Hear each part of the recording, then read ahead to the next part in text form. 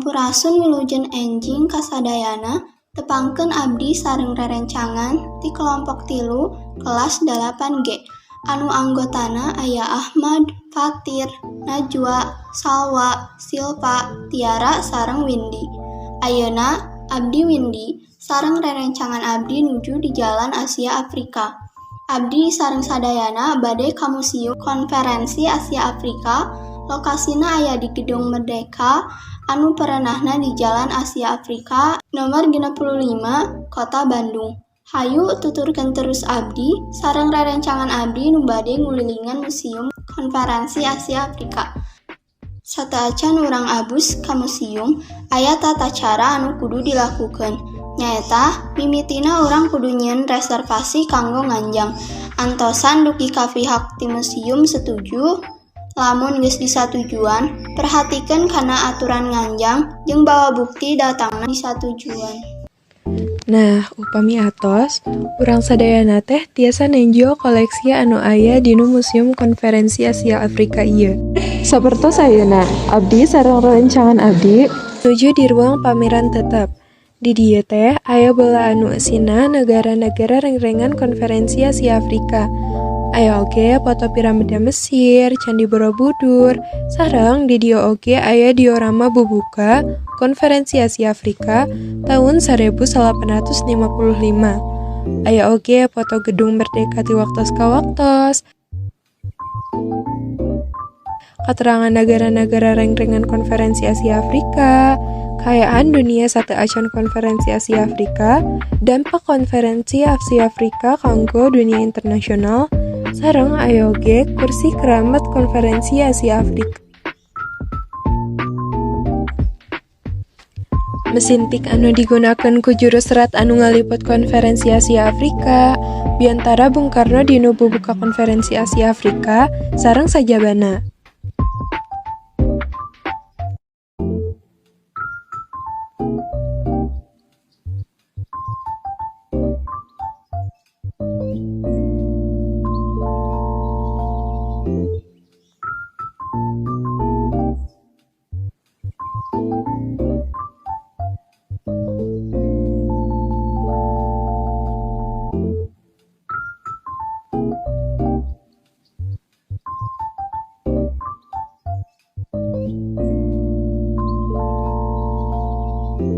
Negara-negara rengrengan Konferensi Asia Afrika, kayaan dunia sateuacan Konferensi Asia Afrika, dampak Konferensi Asia Afrika kanggo dunia internasional, sareng aya oge kursi keramat Konferensi Asia Afrika.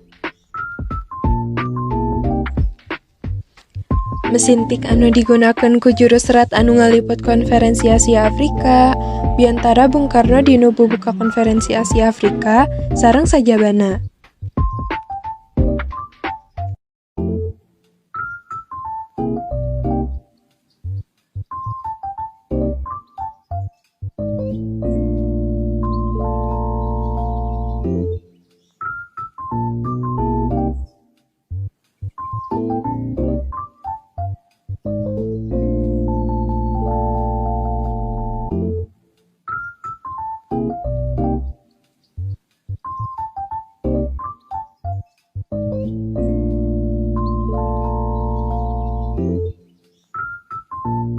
Nah, di Museum Konferensi Asia Afrika ieu oge aya perpustakaan.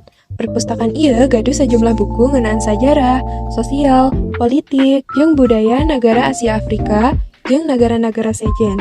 Dokumen ngeunaan Konferensi Asia Afrika sareng konferensi tindak lanjutna.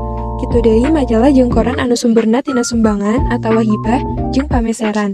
Nah, aya oge ruang audio visual.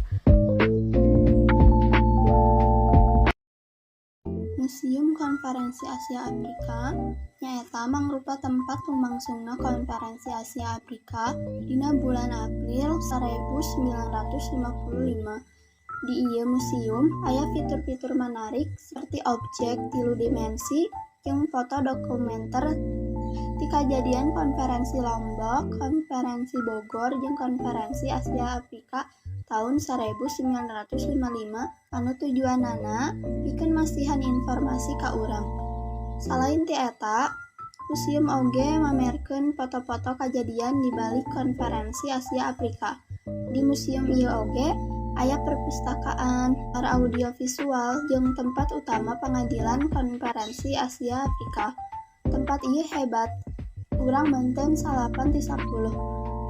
Sakitu vlog ti grup simkuring, mugia tiasa mesian informasi sareng manfaat kanggo anu nonton.